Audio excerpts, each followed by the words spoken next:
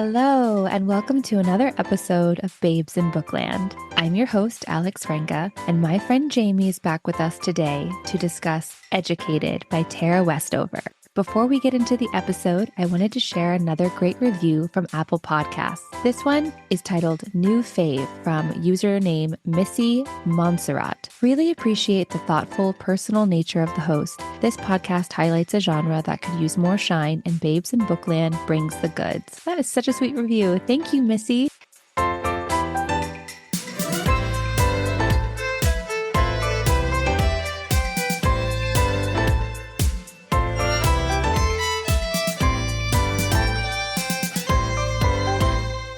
Jamie. Hey, Alex. Thank you so much for joining me today to talk about Educated. You suggested this book to me, and I have to tell you, I did not know what I was walking into when I picked up this book. Yeah, it's a heavy one. I thought it was just about her education journey, but it is so much more. Mm-hmm. What were your biggest takeaways from the book? It's been a few years since I read it, but at the time, I feel like everyone in my circle was talking about it.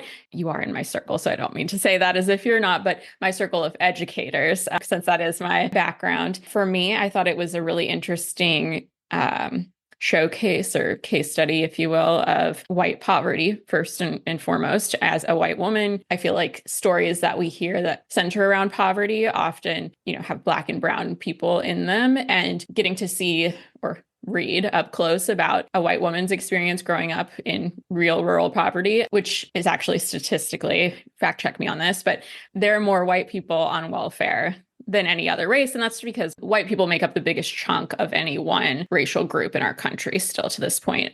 Okay, this is Alex jumping in here because I did fact check her. And according to a website called pewresearch.org, which used the United States Census Bureau survey of income and program participation, shows that the percentage of the characteristics of SNAP recipients in 2020, and SNAP stands for Supplemental Nutrition Assistance Program, 62.7% of SNAP recipients were white, 27% Black, 3.8% Asian, 6.6% all other race combinations, 27% Hispanic. All right, back to Jamie.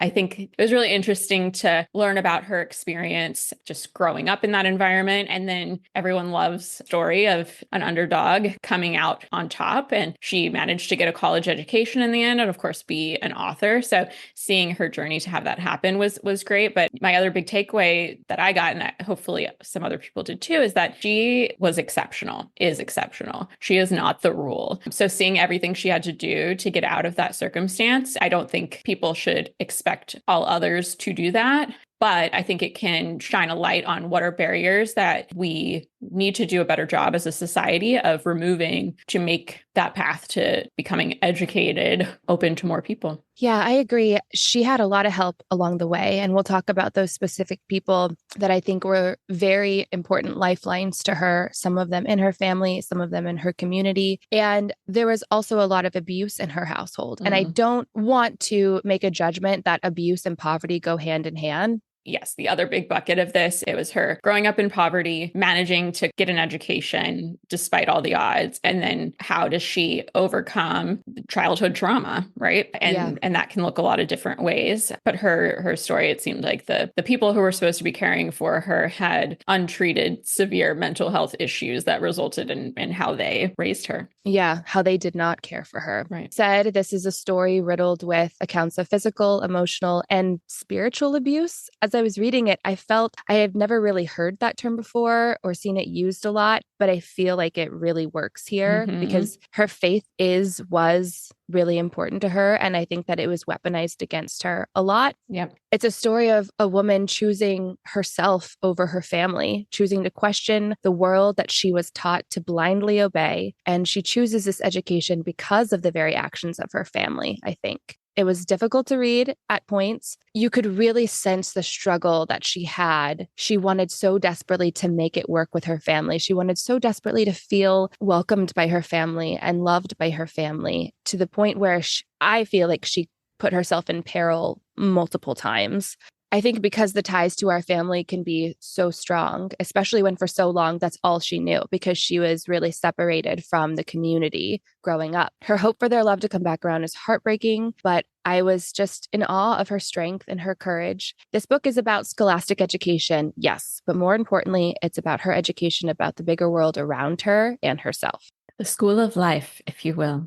Let's get into it. It was published in 2018. And like you said, really everybody was talking about this book. I've had it on my list for a while. So thank you for the nudge. And this is her dedication for Tyler, who is one of her brothers, but also that might not be his real name. There was a note where she said a lot of the names have been changed in this book. And I find it so interesting when people do that, because with the sleuths on the internet today, it feels like the truth will come to light. I don't know. Maybe it's more of a lawsuit protection thing, right? Yeah, like maybe. You all can figure it out, but defamation, because if I'm remembering correctly, I'm pretty sure she mentions that this book is true based on her recollection, but there were situations that maybe she would ask like a family member, how do you remember this thing unfolding? And what they remembered is a little different because our human memories are imperfect, right? Our human perspective when things are taking place in real time is, imperfect because we're all seeing things from our own vantage point. I loved how she did that, actually. I thought that was so interesting. I'd never seen that done in a memoir before. Right. Really, and everyone should say that. Yeah. It was like, oh, duh, of course. But I appreciated that she did that, but also because later in the book, her grasp on her reality was challenged so much by the people surrounding her that it feels like she just wanted to do her due diligence with her readers. And that's one thing that we'll talk about. That was part of the emotional abuse. Right. Let's start with some quick topics. You know me, I love my new words alert. There were quite a few in this. I'm not going to read all of the words that I wrote down as I was reading this memoir because there are too many, but there are 4 that I want to bring up. Solemnity. Does it have to do with solemn? It's the state or quality of being serious and dignified. Yeah. So tincture. Tincture. You don't know the word tincture? I had never heard that word before. Why do you know that word?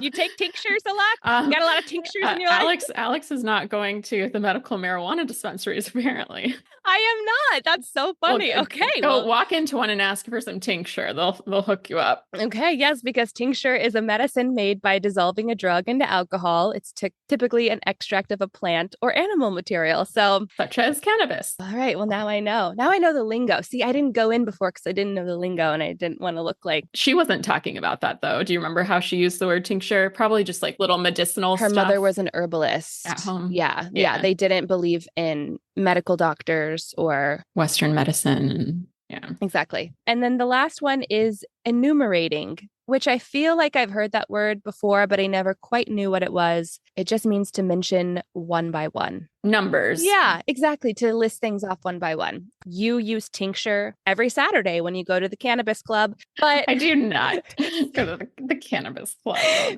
solemnity and enumerating, I felt like were 2 that could easily be incorporated into our vocabulary. So I wanted to share those. There you go. In the book, as Tara goes on her educational journey, she goes back home often. And in my opinion, as the reader, it was frustrating to watch her fall back into the person that she was when she left originally, as opposed to remain steadfast in the woman she was becoming. And just for folks who haven't read yet, correct me if I'm wrong, but she, despite all odds, manages to get accepted to BYU, Brigham Young University. Yes. She is Mormon. And you're talking about her returning from college to visit home over the course of time. For summers, there are other times where she's just coming home for a shorter visit because she does eventually realize that going home for any length of time is potentially a detriment to her, or at the very least a setback of her forward momentum. Side note, you know that my dad has worked in college housing. He's retired now, but I remember it never really occurred to me until he shared that there were students who during school breaks, were kind of at a loss as to where to go. So they would let students stay over winter break and spring break. It was really just summer if they weren't taking classes, but that might be a reason that somebody would continue to enroll in summer school because they don't really have a good place to land, during those school breaks. Yeah, not everybody has a great relationship with their family. Maybe be that friend that opens up your arms and your home. Give people a landing pad if you can. If you can, totally. this made me wonder, because you and I no longer live at home or even At our parents' yeah, to home, where right? we also don't have the ability to visit like every weekend. Do you feel like there's any part of you, or is there any way that you sort of fall back to those old family dynamics or fall back into being more of a child or, your parents' child whenever you go home and visit? Yeah, I mean, less so now because now when I visit, it's maybe for a week tops. But, I moved back in with my parents for the first year after college and then did Teach for America for 2 years and then moved in with them for a year after that. So like I've returned to the nest multiple times as an adult child. Done with that now. Now I'm financially stable and married.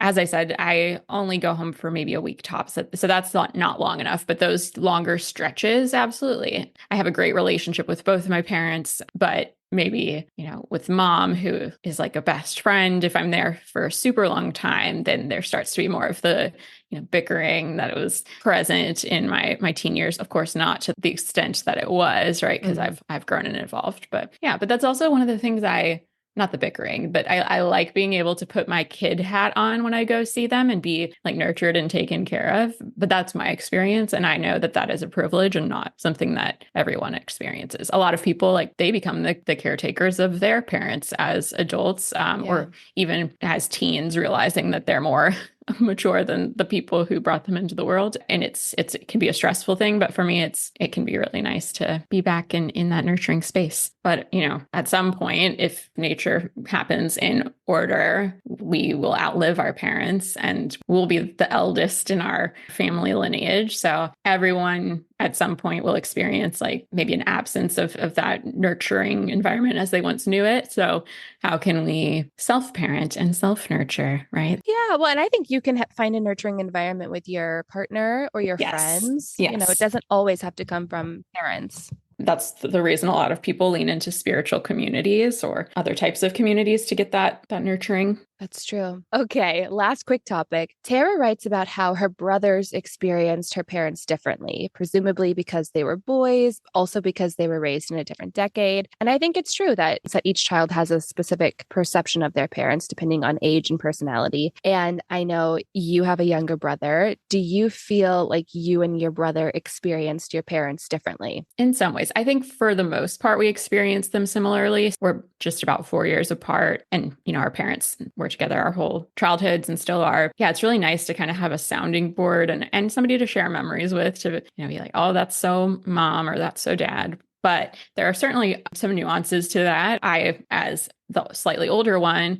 when my brother became a teenager and certain rules were more lenient for him, just like the way he was raised. I'm not sure how much of that was just like second child versus first child and how much of that was male versus female child rearing. You should ask your parents. Well, I kind of did call them out. I was like, that was not this way for me, blah, blah, blah. And the one thing I do remember was my dad saying, well, he can't get pregnant. Yeah, which, But he can get people pregnant. Exactly.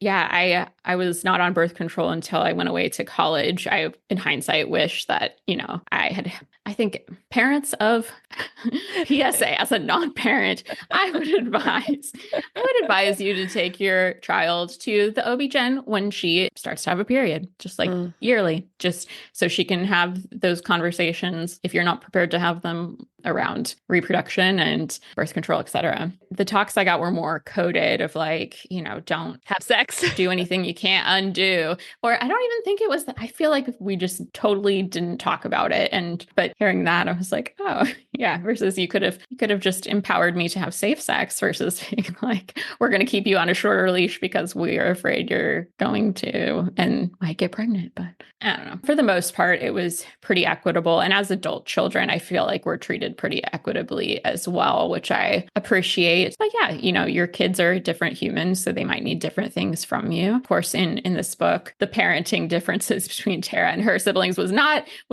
an intentional like differentiation situation. It was, I don't know what you want to call it, just bias or favoritism or yeah, definitely bias. Yeah, it was hard to read. hard to read a lot of that stuff, to be honest. So, my sister and I are 17 years apart. And so we experience my dad incredibly differently. Also, we're in different generations. She was born and raised with technology, and technology was not really a big thing for us until high school. And I think the biggest thing that my sister and I, the biggest difference is that she never experienced my dad as a coach. Is that because she didn't play sports, or she just didn't because gravitate towards sports the way that I Okay. did. So she'll never have those moments. Yeah. So that competitive spirit, I'm sure, comes from him in part. Thinking more about the gender dynamics, there's certainly households and, whole cultures where women are really explicitly treated as second-class citizens to men and girls to boys, right? But I think I'm really grateful, and I think probably same goes for you, that to be raised to feel like we're no less worthy for being female than male to our parents. Mm-hmm. Let's dive deeper into Tara's story. This book has to do with religion. There's no cutting around that. But she writes this, which I also wanted to echo. She writes, "This story is not about Mormonism. Neither is it about any other form of religious belief. In it, there are many types of people, some believers, some not. Some kind, some not. The author disputes any correlation, positive or negative, between the two." I like that.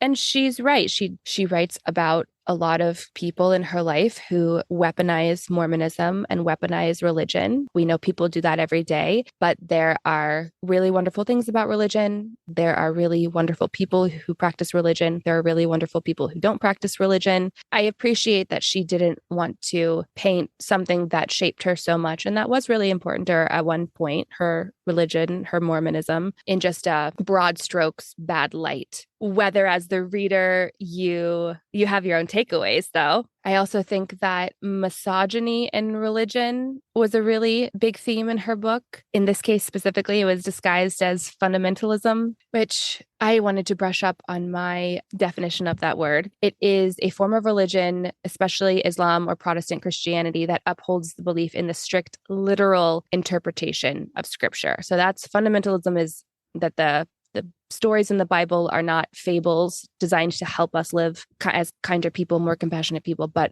that Noah's Ark legitimately happened, right? Right. And that closes the door to kind of have an evolving religious take over time, right? We see that in different religious sects that have, become open to gay marriage, for example, right? But a fundamentalist religion would not do that. And if that was not how the book was written, right? Right. Fundamentalism is a very black and white way to look at religion. But for me personally, you have to remember that these scriptures were written by men and they were interpreted a certain way. I just don't think that they were completely 100% unbiased, as these stories were repeated and untold. And we also know that there were parts of the Bible that were edited out, and you wonder why. So I don't know, when you dig a little bit deeper, and that's been an important part of my religious journey. And I know you've had quite a religious journey. To back up to what you said of her wanting to highlight that there's no clear correlation between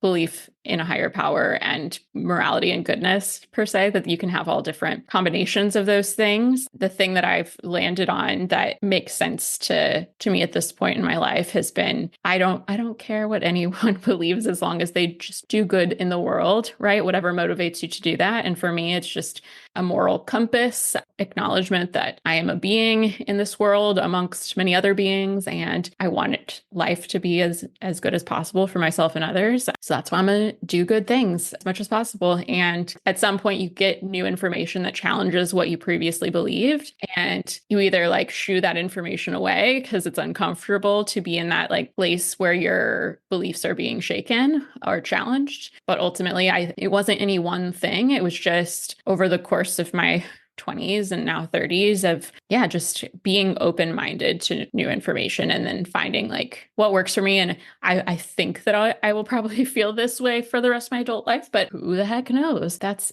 where I'm at. I think faith is having a belief in something, like you said, that you can't prove. That's really what the definition of faith is. And I think that there are some really beautiful things that I've gotten out of my religious education growing up. But I'm also proud that I was able to challenge it and able to let go of the parts or disassociate with the parts that no longer serve me. And I feel like no longer serve the world that I'm trying to build. So you would not be a fundamentalist.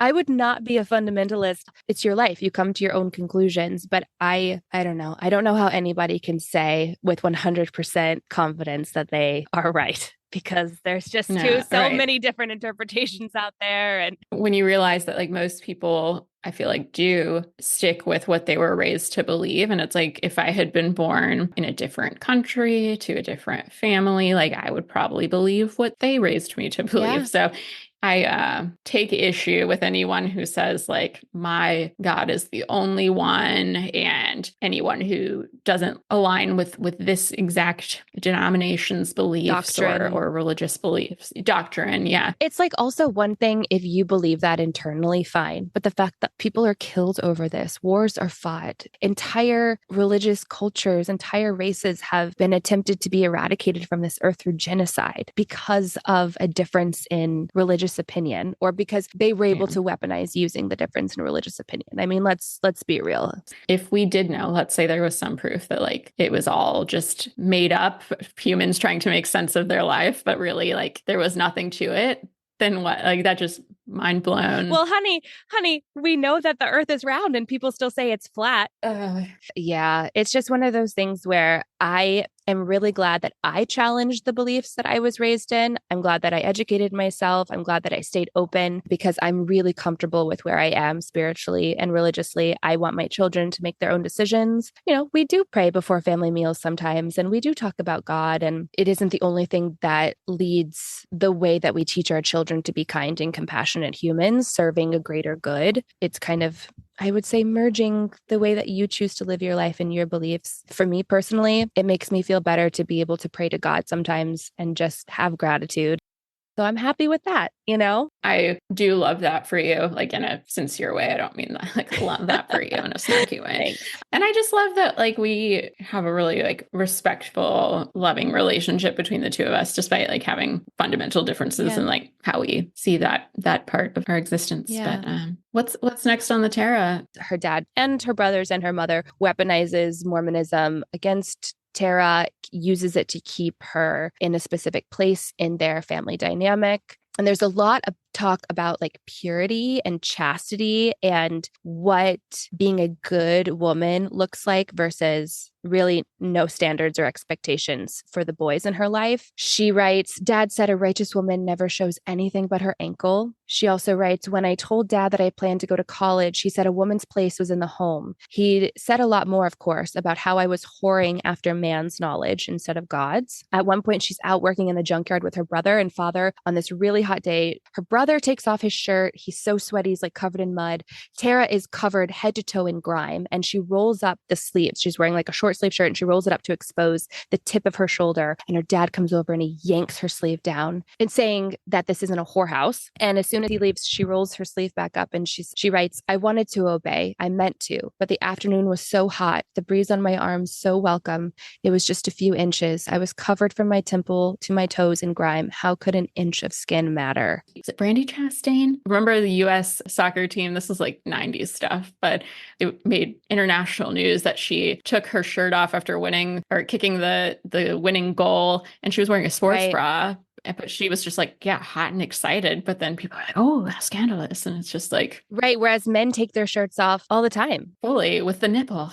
Free the nipple. Just kidding. Yeah, it's just the double standard. It was really frustrating for me. Words like, oh, she looks like a slut, and oh, that girl is like whorish. Those are thrown around so easily by other women too, when really it's kind of like, well, who's actually setting that standard, and who's who's the one who's saying that these things are slutty and whorish? Why? Because they're showing a little bit of skin and saying that like, oh, you're supposed to preserve yourself for what? For your future husband. It's like, well, what if you aren't straight or don't want to get married? Then like, what are you preserving yourself, quote unquote, for? But yeah, it all boils down to like beliefs that don't center a woman's body as her own. Yeah. Which our bodies are our own. Yeah. and no one Yeah. else's. And we've talked about that before. And it's not young girls wearing tank tops and miniskirts job for a man not to lure at them. That's his Right. ick and his responsibility. And I should be able to wear whatever I want. If you get turned on by it, that's on you. Why is that my responsibility? To keep myself covered so that you're not tempted to what?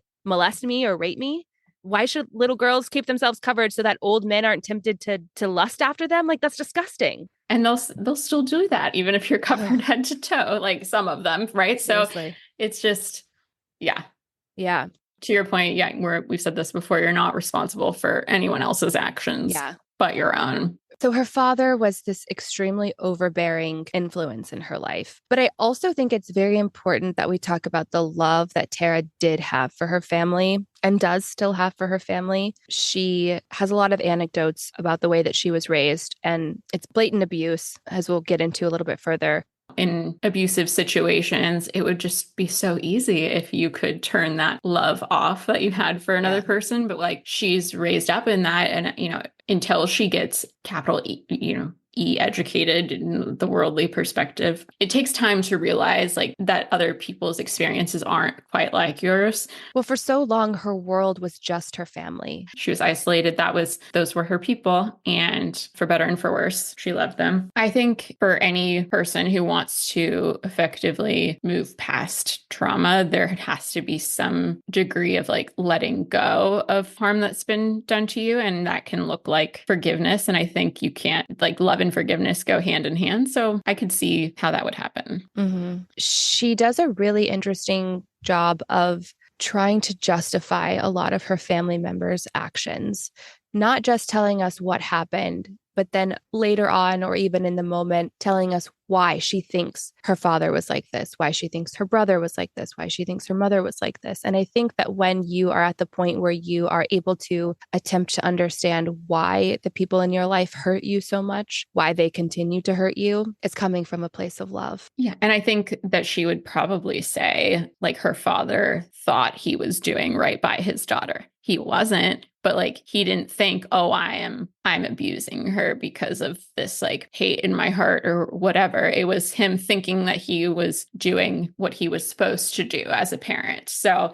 yeah. What is that quote? Like, the road to hell is paved with good intentions. Like, I think this is a situation that applies to. But yeah, her being able to remain, I'll say, warm-hearted, right? She doesn't become a cold-hearted person from this. She stays warm-hearted by trying to understand. And you won't always get answers when you try and understand. But yeah, she's trying to like find a path to peace. Yeah. To find a path to peace. And, she realizes he never gets diagnosed because her father has an extreme distrust in the government, an extreme distrust in medicine and the medical field. And so he would never get diagnosed, but she's fairly certain after she takes a psychology course at BYU that her father is bipolar and has manic episodes, and that this was a big reason that he was the way that he was. None of the children went to school. Most of them didn't have birth certificates. Later in life, they had to obtain them. Tara writes about how she didn't even know when her exact birthday was. I don't know if you'll get to this, but I don't remember. How did she learn to read? That was the one thing that her father wanted to educate them on. She writes that he says, all that really matters is that you kids learn to read. That other twaddle is just brainwashing. So he did know the importance of that, because you have to be able to read labels. You have to be able to read the Bible. At one point when they're younger, her mother does attempt homeschooling. So there are some homeschooling materials that she's able to try to self-educate herself with. Her older brother, Tyler, decides that he wants to go to college. And this is a really big deal in the family because the brother's older than Tyler. One of them is in a trucking business. Like, they're doing more trade stuff because none of them ever got an education. And Tyler kind of goes against the family grain in that way and says, this is what I want to do. And he's kind of allowed to do it because he's a boy. And he encourages Tara to seek education as well. He tells her that she's special. And then when she tries to ask her family to go to school, her father pretty much says, no, you're not allowed to. And when she pushes it anyway, because she also has Tyler encouraging her, and he gives her the path to BYU. He says, they accept homeschoolers. All you have to do is score this on the ACT and you can get in. The reason why I'd asked the question of like, how did she learn to read? I forgot that detail is because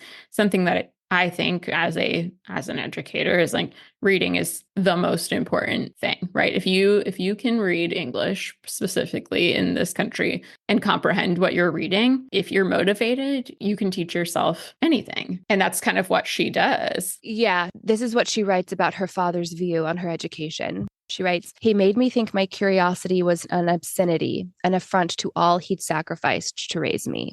There is a power in self-education because once you have knowledge, then you can grow, then you can learn, then you can challenge yourself." And so my perspective was that Tara's father understood on some level, whether it was conscious or subconscious, that keeping her uneducated was a way to keep her subjugated. Absolutely. Yeah.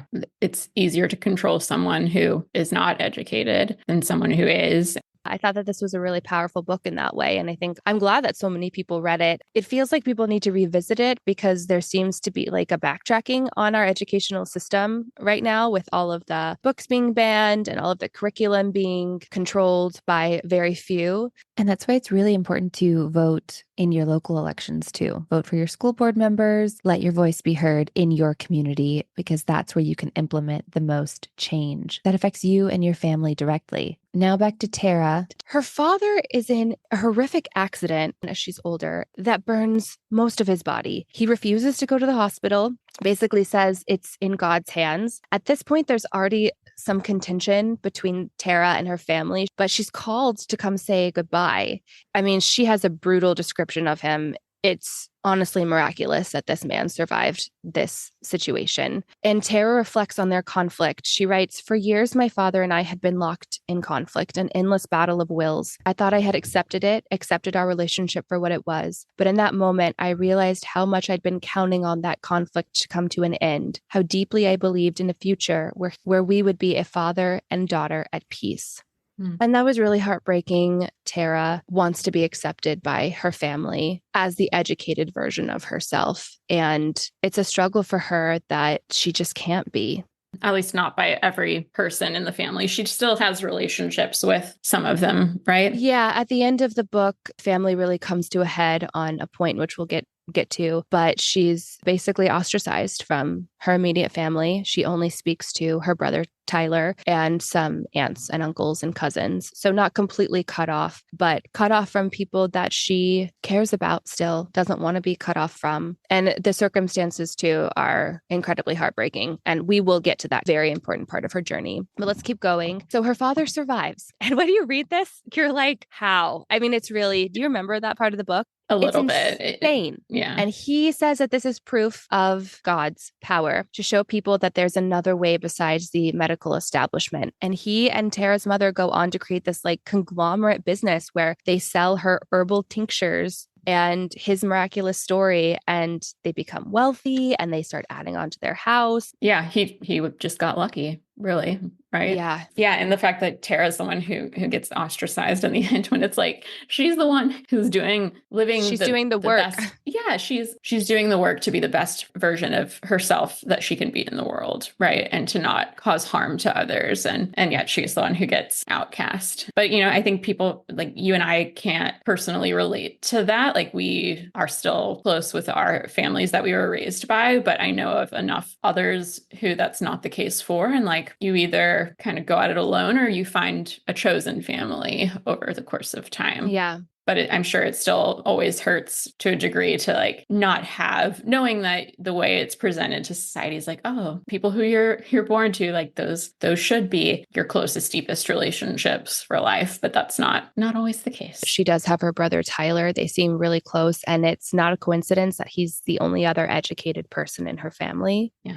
Thank God for Tyler. Like, what would her life have looked like without him? She'd probably still be. I don't even want to imagine that. But yeah, I think Tyler helped the seed grow, but I do think the seed was always planted in Tara. But because she was a young girl, a woman, I mean, at a certain point, she would have just been married off. Yeah, you're right. Like her path was pretty much already laid out for her. And it was because of the help from other people that she was able to walk a different road. And one of those people very much was Tyler. So let's get to the people who helped Tara along her education journey. Tyler's the one who tells her about BYU. And at one point, he really encourages her to leave the house because she's finding herself in a situation that could grow dangerous. She writes, he said, "It's time to go, Tara. The longer you stay, the less likely you are to leave." "You think I need to leave?" she asks. Tyler didn't blink, didn't hesitate. He says, "I think this is the worst possible place for you. There's a world out there, Tara. It will look a lot different once Dad is no longer whispering his view of it in your ear."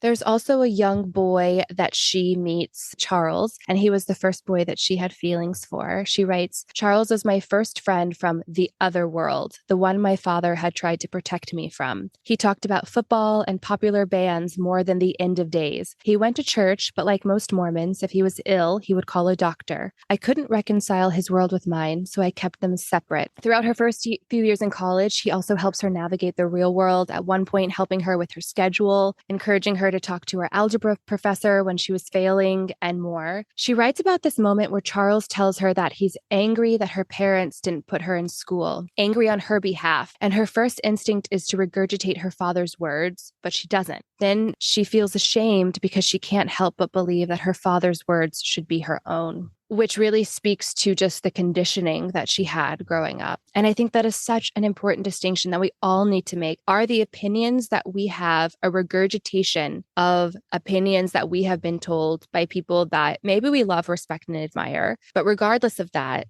it's so important that we find our own worldview and our own opinions on things and not just parrot these things that we're told to believe. Right. As the readers, we really see the division and the struggle within Tara to rectify what she's learning and how she's changing with her love or devotion. It's hard to find the right word for it, honestly, but maybe love still for her father and his ways and her family's ways. So we'll circle back to Charles in a really important moment in Tara's life that he is a part of in a little bit. There is a bishop at her church in BYU who starts counseling her. She really opens up to him about the way that she was raised and what's happening at home. And he advises her not to go home for the summer. He tells her that the church will pay her rent, but she doesn't feel comfortable taking the church's money. But he gave her language to validate what she was experiencing. She was never taught that it was acceptable to receive help from people. And that is something that is a huge part of her life education as she gets out into the real world. She does later write that she switches churches because she felt uncomfortable with someone knowing so much about her past. I think her experiences at BYU and at the churches she attended there, are how she was able to hold on to Mormonism as her religion and not lose her faith entirely, right? Because you could see this going just as easily, her story of had she gone to a secular college, right? Maybe she just would shed faith altogether and say, that's associated with my dad. But she was able to keep that part of herself and evolve it, right? It really was interesting to me at the end. I'm not sure how religious she is now. Yeah, that wasn't a thing that she felt like she had to really talk about or write about in the book. Okay, so I want to talk a little bit about her mother, and then we're going to talk about the one person who I think besides her father was the most influential person on her life. Her mother seemed to be this really interesting figure to me because at times she had a dominating strength and would go against her father's wishes, but in very small, almost unnoticeable ways. And then as soon as her mother was confronted, she would very quickly fall in line with Tara's father. But there's a time when Tara tells her mother that she's no longer going to go to BYU because her father warns her of God's wrath. And she writes, "She looked up, fixing her eyes on the wall behind me, and whispered, 'Don't say that. I don't want to hear that. Don't you stay. Go. Don't let anything stop you from going.'" Tara continues, "I heard Dad's step on the stairwell. Mother sighed and her eyes fluttered as if she were coming out of a trance." It seems to me that her mom wants to abide by their biblical idea of she obeys the husband who is closer to God. Husband obeys God, she obeys husband, right? She's a degree removed. And yet I think without her explicitly saying so, she seems aware that something's not totally right with husband, like whether or not she knows enough to diagnose that as like he has bipolar disorder that's untreated. Who's to say what she really thought of it? But I think maybe she would know, oh, he's behaving different in an erratic. Yes. And so that would be where she, in those instances, like, okay, I'm going to compensate for that by telling Tara these other things. It's interesting because there's actually a point where Tara's mother acknowledges that her father is bipolar. And Tara's kind of like, wait, you knew that? And she's like, well, you're the one who introduced that term to me. Yeah. And she also completely ignores the abuse that Tara suffers from the hand of her brother, even after physically, literally seeing it with her own two eyes. And so that brings us to Sean. Sean is her older brother, and they have an extremely complicated relationship. When we're first introduced to him, the relationship seems like he's a great figure in her life. Tara writes that he comes home to help their father out with the business and that Tara didn't really know him because he was so much older than her. She writes about how she sees Sean, quote, as my father, or perhaps my father as I wished he were, some longed for defender, some fanciful champion, one who wouldn't fling me into a storm, and who, if I was hurt, would make me whole. But we realize very quickly that she is wrong about him and his role in her life. He would physically hit her, choke her. He'd call her a whore, wench, the N-word. She writes, the first time I wore lip gloss, Sean said I was a whore. So again, the way that the word whore is just used to label women for really innocuous reasons in this specific family dynamic. As if that's the worst thing you could be. Right. Yeah, exactly. She's growing up. She's going to see Charles at the little play practice, and she's like putting on lip gloss to just, I don't know, maybe feel pretty or feel more confident. And the next morning she wakes up to Sean with his hands around her throat, choking her. He drags her down the hallway. Her mother is there. She's begging him to stop hurting her. But Sean just keeps calling Tara a whore and a bitch and a slut. And miraculously, Tyler shows up. Tyler, who doesn't live at home anymore. It was really crazy. You're reading this and you're just like, how the hell does Tara get out of this? And Tyler shows up, yanks Sean off of Tara, tosses her his car keys, and is like, get out of here. Like, you need to get away from this situation. Like, he could have killed her in his rage. Yes. And then later, Sean gives her a gift. She writes, he said he could see the path I was going down, and it was not good. I was losing myself, becoming like other girls. And again, this word other being used, synonymously for bad, frivolous, manipulative, using how I looked to get things. I thought about my body, all the ways it had changed. I hardly knew what I felt toward it. Sometimes I did want to be noticed, to be admired, and I'd feel disgusted. But now, as I gazed at the shadow Sean cast on my wall, aware of my maturing body, of its evils and of my desire to do evil with it, the meaning of that memory shifted. Suddenly, the worth felt conditional, like it could be taken or squandered. It was not inherent. It was bestowed. What was of worth was not me, but the veneer of constraints and observances that obscured me. Right. So it's not unconditional love. It is super conditional Like, love. honestly, James, just reading that right now, it made me, I'm getting emotional because my heart just breaks for her and this world that she had to grow up in, where she's made to feel wrong just for being a woman, just for existing in the body that she had no control over. I don't know. It's like, this is a really emotional book. Yeah, I don't remember if I'm sure I teared up reading it. But yeah, it's like, I don't know if Sean had an undiagnosed mental illness of some sort too, or if it was just like he really thought, I'm doing God's work by making sure my sister, stays pure, chaste, in line with everything, and like it's my responsibility to make sure she goes to heaven. Yeah, I do remember when you recounted the scene of Tyler throwing her the car keys and her going away. Because, yeah, even though Sean was like her brother, not her lover, you do hear domestic violence stories that end in the woman dying in out of rage-like situations just like that. This is truly my first experience of seeing it be an account of sibling domestic violence. And it just opened my eyes to the fact that this probably is happening a lot more often than is being spoken about.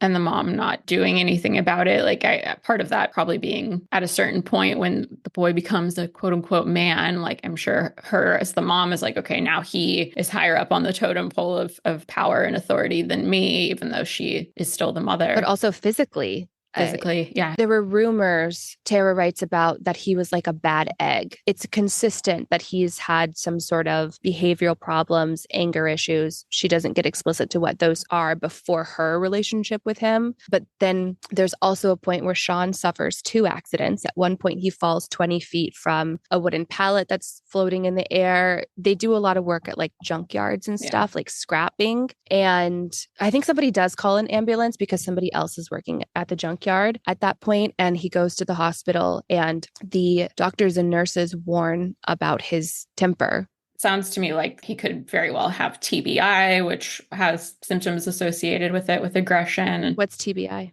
Traumatic brain injury from various injuries. He had demonstrated behavioral issues and things like that before. And then, yes, he does have a traumatic brain injury after falling 20 feet from this pallet. And she writes that his head injury makes him angrier and more dangerous. She writes, in the hospital, he had shown tendencies toward volatility, even violence, and that such changes might be permanent. Mother said I was the only one who would calm him. Reflecting on it now, I'm not sure the injury had changed him that much, but I convinced myself that it had, and that any cruelty on his part was entirely new. I can read my journals from this period and trace the evolution of a young girl rewriting her history. In the reality she constructed for herself, nothing had been wrong before her brother fell off that pallet. I wish I had my best friend back, she wrote. Before his injury, I never got hurt at all.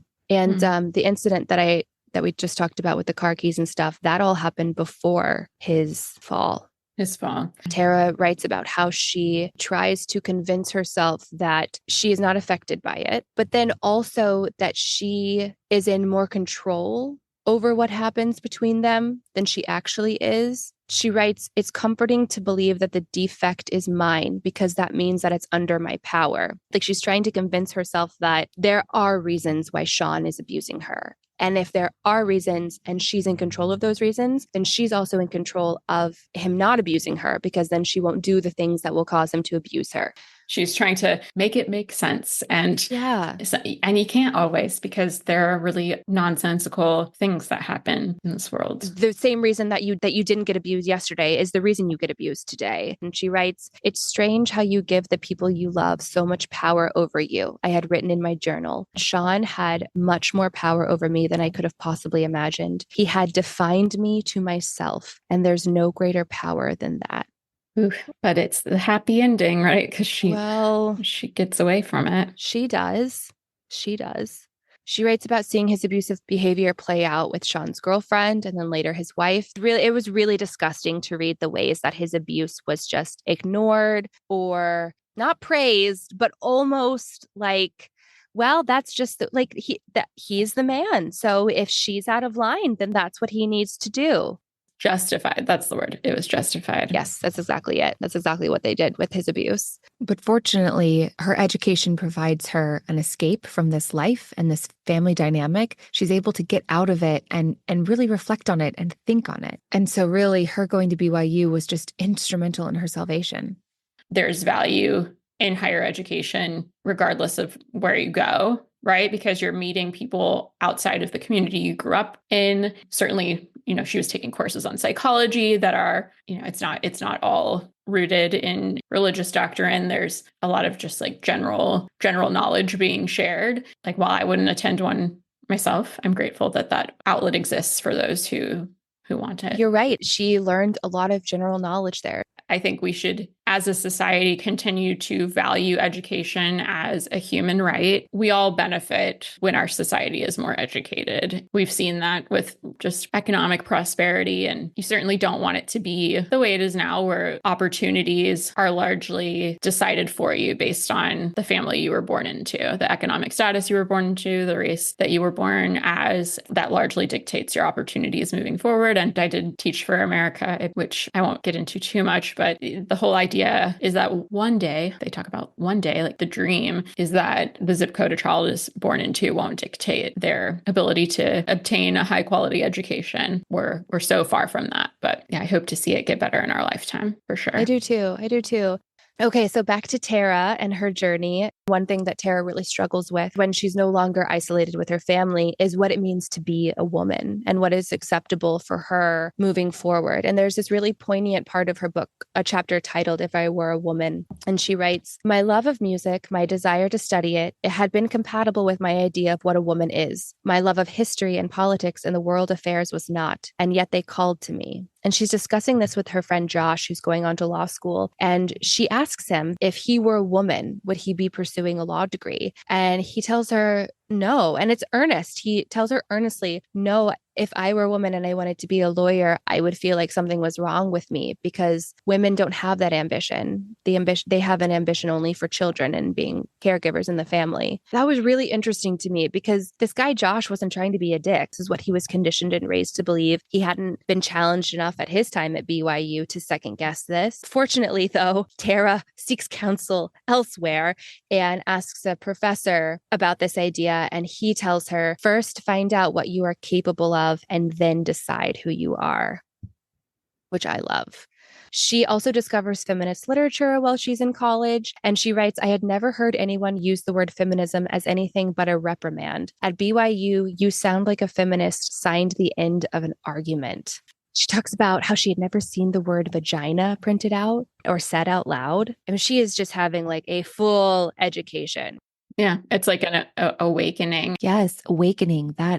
That's a great way to put it because it was more than just what she learned in the classroom. She had to work on her social skills as well. Did have friends and roommates who would kind of be more compassionate to her. One of them had to teach her that she needed to wash her hands after she used the bathroom because she wasn't taught to do that. She was like, I don't pee on my hands. I don't need to wash my hands. And it's like, well, you do. And you also need to shower more than once a week. I mean, there were so many little ways that she had to learn about life. She had to learn that it was okay to ask for help. She did that in applying for the grant. She had to learn that it was okay to have other people take care of her, nurture her in a way that she didn't get from her family. She had to learn that it was okay to go to the doctor, that doctors weren't going to kill you, that they were going to help you. She gets strep throat and mono at the same time. Then her doctor prescribes her antibiotics. And when her mother finds out, she freaks out and she sends her a tincture to help wash the antibiotics, like detox the antibiotics out of her system. And as you read the book, you see her slowly start to realize that these things that she was taught were really bad maybe aren't. She struggles a lot in the book with external validation, writing about how she wanted to flee the room when a professor said her essay was one of the best he had ever read.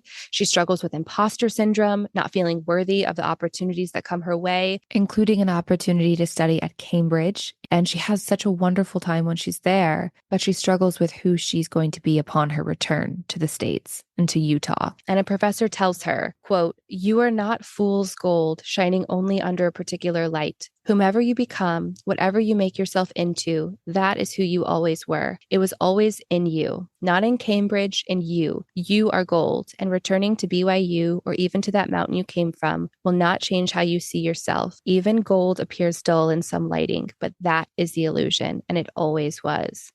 She just really had people who saw her in such a different way than she was made to believe. As I read earlier, she let Sean define who she was. So she had to almost seek others' definitions of her in order to believe that that's who she could be. You know, I think we all do that on a lesser scale. Okay, so she's gone to BYU. She gets into this special thing at Cambridge. And then later she continues her studies at Cambridge. She's pursuing a PhD. And her older sister, Audrey, emails her. Oh, I forgot she has an older sister. Mm-hmm. Her older sister emails her and tells her that she was also abused by Sean and that she's sorry she never told Tara or tried to stop it for Tara's sake. And she writes, "I should have helped you," Audrey wrote, "but when my own mother didn't believe me, I stopped believing myself." She asks Tara to help confront the family about Sean. But Tara knows what's at stake, discovering a truth about her family that for her, once on earth, cannot be ignored. She writes, "As long as we had never asked, it was possible to believe that they would help. To tell them was to risk the unthinkable. It was to risk learning that they already knew." And of course, we know that they already knew because her mother witnessed it with her own eyes. There's a moment where her mother is receptive to this information. She has this exchange with her. Her mother says, "It is painful to face reality, to realize that there was something ugly and I refuse to see it." And Tara tells her, "Don't blame yourself. Your mind was never the same after the accident." Her mother got into, I'm telling you, there are a lot of accidents in this family that like people miraculously survived. It's crazy. Her mother also had a traumatic brain injury after a car accident. She writes, "Maybe, but sometimes I think we choose our illnesses because they benefit us in a way."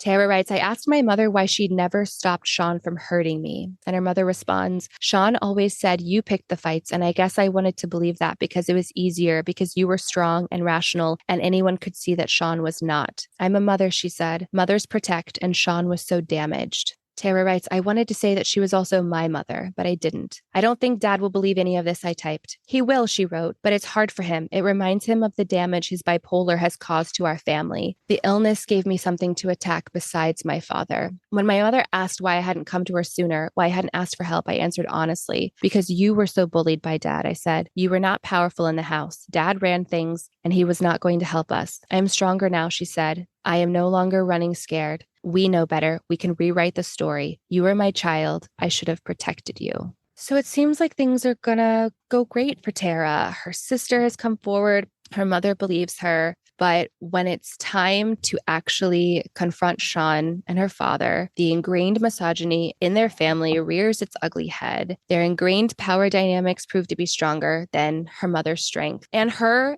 sister's truth. Sean's behavior is justified and excused. Tara tells her parents that Sean had threatened to kill her by sending an assassin to Cambridge, and her mother replies, "He doesn't mean it, and he doesn't have that kind of money." I don't even know, can you call it cognitive dissonance? Like what can you call it at this point? Just denial? Delusion. The delusion that her family has. Sean is irate that Tara has tried to come forward about this and paint him to be the monster that he is. You thought that it was bad, and then it just gets worse. Audrey says basically that Tara tricked her, that she had a deal with the devil, and that she manipulated her into thinking these things about Sean, and that she forgives Sean. And basically, she doesn't want to be ostracized from the family. She realizes she could see how it was going to play out, and she still needed to be a part of the family dynamic. And so she backtracks on everything, uses religion to justify his abuse, and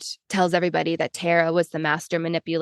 Tara starts to resent her education because she's seeing what it's starting to cost her, which is a relationship with her family. She's reconnected with Charles at a certain point, and he wonders why she just can't let them go, why she has to fix it. And she doesn't really have an answer for that. She just knows that she can't let her family go.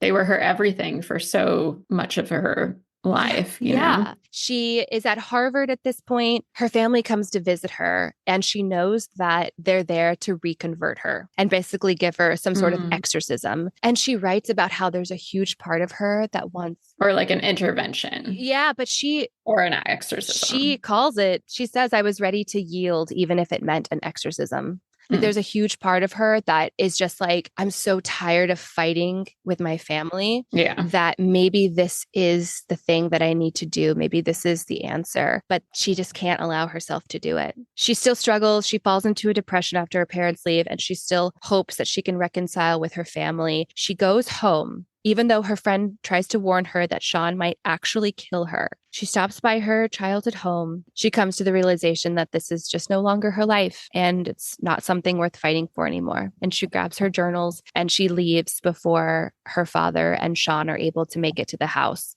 Girl, when I was reading that part, I remember my heart was pounding, and I was like, why are you going home? Like, you know what Sean is going to do to you, and you know that nobody's going to stop it because they're going to feel like you did a deal with the devil. She realizes that she writes her own history and she can write her own future. The final quote that I have is actually the quote that she starts her entire memoir with. It's by John Dewey. And this is his quote: "I believe finally that education must be conceived as a continuing reconstruction of experience, that the process and the goal of education are one and the same thing." To me, it's just as you learn more, you can look back and see things with a new understanding. It's a way to grow, and it's a way to come to terms and make sense of your past in order to grow. And it can be a really scary, challenging thing to do. I mean, Tara's education cost her a relationship with her family. We saw her struggle with it, even though she came from an extremely abusive household. And it still wasn't easy for her.